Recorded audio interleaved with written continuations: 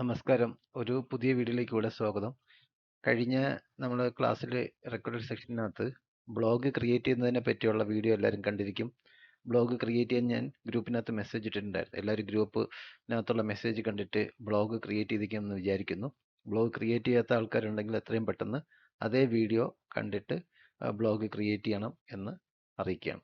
അപ്പോൾ ക്രിയേറ്റ് ചെയ്ത ബ്ലോഗിനകത്ത് നമ്മൾ പുതുതായിട്ടൊരു പോസ്റ്റ് ക്രിയേറ്റ് ചെയ്യുന്നതിൻ്റെ സ്റ്റെപ്പാണ് നമുക്ക് ഈ വീഡിയോയ്ക്കകത്ത് ഞാൻ എക്സ്പ്ലെയിൻ ചെയ്യുന്നത്. അപ്പോൾ നിങ്ങൾ ബ്ലോഗിനകത്ത് ക്രിയേറ്റ് ചെയ്ത് കഴിഞ്ഞാൽ നിങ്ങൾ കഴിഞ്ഞ വീഡിയോയ്ക്കകത്ത് പറഞ്ഞിരിക്കുന്ന നിർദ്ദേശം അനുസരിച്ച് ഒരു ബ്ലോഗ് ക്രിയേറ്റ് ബ്ലോഗ് കൊടുക്കുന്ന ഓപ്ഷനിൽ നിങ്ങൾക്ക് ടൈറ്റിൽ കൊടുക്കാനും അതുപോലെ തന്നെ URL സെലക്ട് ചെയ്യാനും അത് ബ്ലോഗിനകത്ത് നിങ്ങൾക്ക് കാണുന്ന ഡിസ്പ്ലേ നെയിം കൊടുക്കാനുള്ള ഓപ്ഷൻസ് പറഞ്ഞിട്ടുണ്ടായിരുന്നു.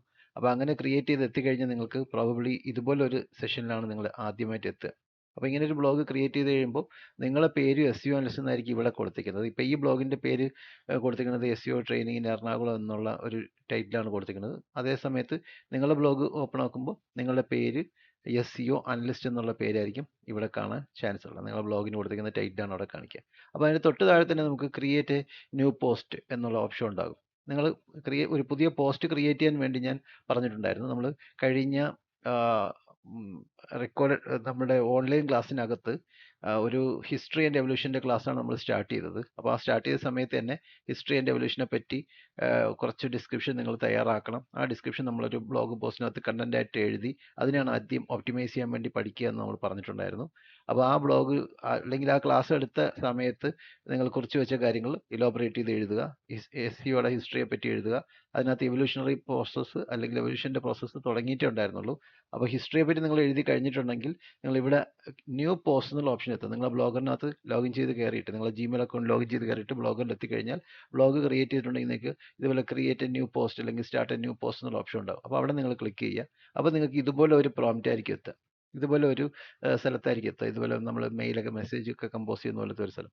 ഇവിടെ നിങ്ങൾ പുതിയ പോസ്റ്റായിട്ട് ഹെഡിങ് കൊടുക്കേണ്ടത് ഇങ്ങനെയാണ്: history and evolution of search engine optimization എന്ന് കൊടുക്കുക. സെർച്ച് എഞ്ചിൻ ഒപ്റ്റിമൈസേഷൻ എന്ന് കൊടുക്കുക. അപ്പോൾ നിങ്ങൾ ബ്ലോഗ് ക്രിയേറ്റ് ചെയ്ത എല്ലാ ആൾക്കാരും പുതിയ ബ്ലോഗ് പോസ്റ്റ് ആ ബ്ലോഗിനകത്തുള്ള പുതിയ പോസ്റ്റ് കൊടുത്തിട്ട് അതിൻ്റെ ടൈറ്റിൽ ഇങ്ങനെയാണ് എഴുതേണ്ടത്. എഴുതുമ്പോൾ ശ്രദ്ധിക്കേണ്ടത് ഈ ടൈറ്റിലിൻ്റെ കൊടുത്തിരിക്കുന്ന ക്യാരക്ടേഴ്സൊക്കെ ഫുള്ള് ക്യാപിറ്റൽ ഒരിക്കലും കൊടുക്കരുത്. അതുപോലെ തന്നെ സ്പെല്ലിംഗ് മിസ്റ്റേക്ക് ഗ്രാമാറ്റിക്കൽ എറേഴ്സോ വരാതെ പ്രത്യേകം ശ്രദ്ധിക്കണം. ഞാൻ കുറച്ചുകൂടെ സ്ക്രീൻ വലുതാക്കാം.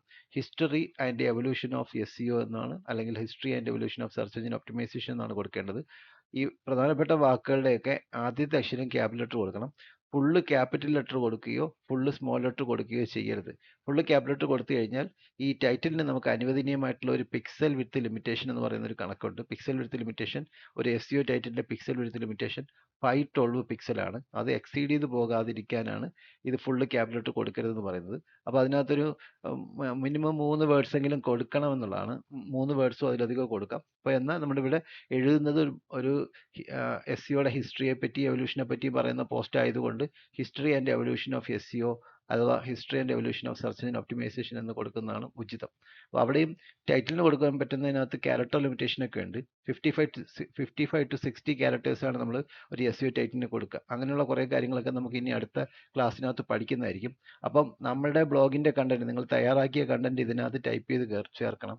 ഈ ടൈപ്പ് ചെയ്ത് ചേർക്കുന്നതിനിടയ്ക്ക് നിങ്ങൾക്ക് ഇമേജസ് അതിന് ആപ്റ്റായിട്ടുള്ള SEO ഹിസ്റ്ററിയെ പറ്റിയുള്ള ഇമേജ് ഗൂഗിളിൽ സെർച്ച് ചെയ്തിട്ട് ഇമേജ് ഡൗൺലോഡ് ചെയ്യണം. അതിന് ഫയൽ നെയിം കൊടുക്കണം. SEO-history.jpg എന്നോ SEO-history.png എന്നോ ഫയൽ നെയിം കൊടുത്തതിന് ശേഷം ആ ഇമേജ് നമ്മൾ കമ്പ്യൂട്ടറിൽ സേവ് ആയി കഴിഞ്ഞാൽ നമുക്ക് ഈ ഓപ്ഷനിൽ ക്ലിക്ക് ചെയ്തിട്ട് ഇമേജ് ആഡ് ചെയ്യാനുള്ള ഇൻസർട്ട് ഇമേജ് എന്നുള്ള ഓപ്ഷൻ ഉണ്ടാവും. ഇവിടെ ക്ലിക്ക് ചെയ്ത് നമുക്ക് അപ്ലോഡ് ഫ്രം കമ്പ്യൂട്ടർ എന്നുള്ള ഓപ്ഷൻ കൊടുത്തതിന് ശേഷം നമ്മളെ കമ്പ്യൂട്ടറിൽ കിടക്കുന്ന ഇമേജ് നമുക്ക് ചൂസ് ചെയ്തുകൊണ്ട് നമുക്ക് അപ്ലോഡ് ചെയ്ത് കൊടുക്കാം. അപ്പോൾ നമ്മുടെ കമ്പ്യൂട്ടറിനകത്ത് നമ്മൾ ഡൗൺലോഡ്സിനകത്ത് ഇമേജ് സേവ് ചെയ്തിട്ടുണ്ടെങ്കിൽ ആ ഡൗൺലോഡ്സിനകത്ത് കിടക്കുന്ന ഏത് ഇമേജ് വേണമെങ്കിലും നമുക്ക് അപ്ലോഡ് ചെയ്ത് കൊടുക്കാവുന്നതാണ്. ഇതിപ്പോൾ ഞാനൊരു സാമ്പിൾ ഒരു ഇമേജ് സെലക്ട് ചെയ്യുകയാണ്. അപ്പോൾ അത് ഓപ്പൺ ആകുകയാണെന്നുണ്ടെങ്കിൽ നമുക്ക് അതിനകത്ത് ആ ഇമേജ് അപ്ലോഡായി കാണിക്കുന്നതാണെങ്കിൽ, ഇത് ഞാൻ വേറൊരു ഇമേജ് കൊടുത്തതാണ്. അപ്പോൾ അത് സെലക്ട് കൊടുത്തു കഴിഞ്ഞാൽ നമുക്ക് ബ്ലോഗറിനകത്ത് ഇമേജ് വരുന്നത് കാണാൻ പറ്റും. നമ്മൾ അപ്ലോഡ് ചെയ്ത ഇമേജ് വരാമെന്ന് കാണാൻ പറ്റും. ഇപ്പം ഇവിടെ കൊടുത്തിരിക്കുന്ന ഇമേജ് ഞാൻ എക്സാമ്പിൾ കാണിച്ചു തന്നതാണ്. നിങ്ങൾ SEOയുടെ ഹിസ്റ്ററിയെ പറ്റിയോ എവല്യൂഷനെ പറ്റിയോ കാണിക്കുന്ന ഒരു ഇമേജ് കമ്പ്യൂട്ടറിലേക്ക് ആദ്യം ഡൗൺലോഡ് ചെയ്തതിന് ശേഷം, ഡൗൺലോഡ് ചെയ്യുന്ന സമയത്ത് ശ്രദ്ധിക്കേണ്ടത് നമ്മൾ ഇമേജിന് ഫയൽ നെയിം കൊടുക്കുമ്പോൾ സ്പേസ് കൊടുക്കാൻ പാടില്ല. എന്തിനെ പറ്റിയുള്ള ഇമേജ് ആണോ ആ ടേം ഫയൽ നെയിം ആയിട്ട് കൊടുക്കണം. ഉദാഹരണത്തിന് SEO ഹിസ്റ്ററി എന്ന് കൊടുക്കുമ്പോൾ SEO സ്പേസ് ഹിസ്റ്ററി എന്ന് ഒരിക്കലും ഫയൽ നെയിം കൊടുക്കരുത്.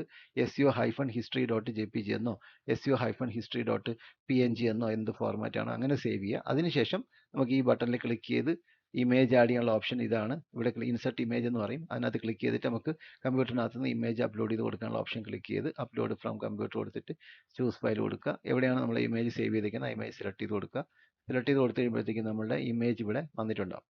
അപ്പോൾ അത്രയും കാര്യങ്ങൾ നിങ്ങൾ ചെയ്തിട്ട് സേവ് ചെയ്ത് വയ്ക്കുക. ഇവിടെ നമുക്ക് ഒരു ആരോ കാണിക്കുന്നുണ്ട്, ഇവിടെ ഒരു ആരോ കാണിക്കുന്നുണ്ട്, അവിടെ നമ്മൾ സേവ് കൊടുക്കണം. അപ്പോൾ ആ ബ്ലോഗ് പോസ്റ്റ് സേവ് ആകും. ഇനി നമുക്ക് ഈ കണ്ടന്റ് പോർഷനകത്ത് ഞാൻ പഠിപ്പിച്ചിരിക്കുന്ന കാര്യങ്ങൾ നിങ്ങൾ എലോബറേറ്റ് ചെയ്ത് എഴുതിയിട്ട് അതിനെ ടൈപ്പ് ചെയ്ത് ചേർക്കണം. ഹിസ്റ്ററിയും എവല്യൂഷനെ പറ്റിയാണ് ഈ പോസ്റ്റിനകത്ത് എഴുതുക. അപ്പോൾ ഹിസ്റ്ററിയെ പറ്റി ഞാൻ പഠിപ്പിച്ച കാര്യങ്ങൾ നിങ്ങൾ എഴുതി വെച്ചിട്ടുണ്ടെങ്കിൽ അത് ടൈപ്പ് ചെയ്ത് ചേർക്കണം. നിങ്ങൾക്ക് ക്ലാസ് മിസ്സായ ആൾക്കാർക്കോ അല്ലെങ്കിൽ അന്നേരം ക്ലാസ് എഴുതാൻ പറ്റാതിരുന്ന ആൾക്കാർക്കോ ഹിസ്റ്ററി ആൻഡ് എവല്യൂഷൻ്റെ വീഡിയോ നമ്മൾ കഴിഞ്ഞ ക്ലാസ്സിൽ എടുത്ത വീഡിയോയുടെ ലിങ്ക് ആ ഗ്രൂപ്പിനകത്ത് തന്നെ ഷെയർ ചെയ്തിട്ടുണ്ടായിരുന്നു.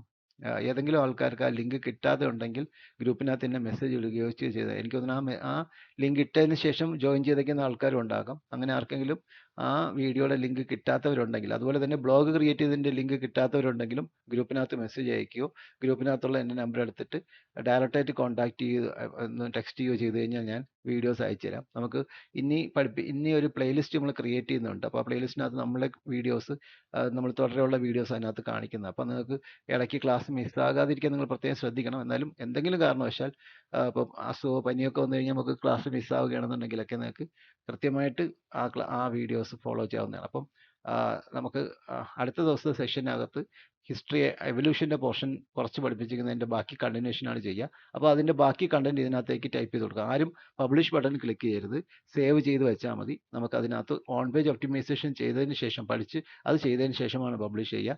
നമ്മൾ ആദ്യത്തെ പ്രാക്ടിക്കൽ ഇതുപോലെ ക്രിയേറ്റ് ചെയ്യുന്ന ബ്ലോഗിനകത്താണ് ചെയ്യുക. ആ പ്രാക്ടിക്കൽ ഒന്ന് തറവായി കഴിഞ്ഞിട്ട് അതിനകത്തൊന്ന് പ്രാക്ടീസൊക്കെ ചെയ്തൊന്ന് റെഡിയാക്കിയതിന് ശേഷം വേർഡ്പ്രസിൻ്റെ ബ്ലോഗിനകത്ത് ബ്ലോഗ് ക്രിയേറ്റ് ചെയ്യും. അപ്പോൾ നമുക്ക് നെക്സ്റ്റ് ദിവസത്തിലുള്ള ക്ലാസ്സിൽ എവല്യൂഷൻ്റെ ബാക്കി പോർഷനാണ് പഠിപ്പിക്കുക. അതുവരെയും എല്ലാവർക്കും നന്ദി. ഈ വീഡിയോ നിങ്ങൾക്ക് ഈ ഒരു ബ്ലോഗിൻ്റെ പോസ്റ്റ് ക്രിയേറ്റ് ചെയ്യാനുള്ള ട്രെയിനിങ്ങിന് വേണ്ടി ക്രിയേറ്റ് ചെയ്ത വീഡിയോ ആണ്. Okay, thank you, bye bye.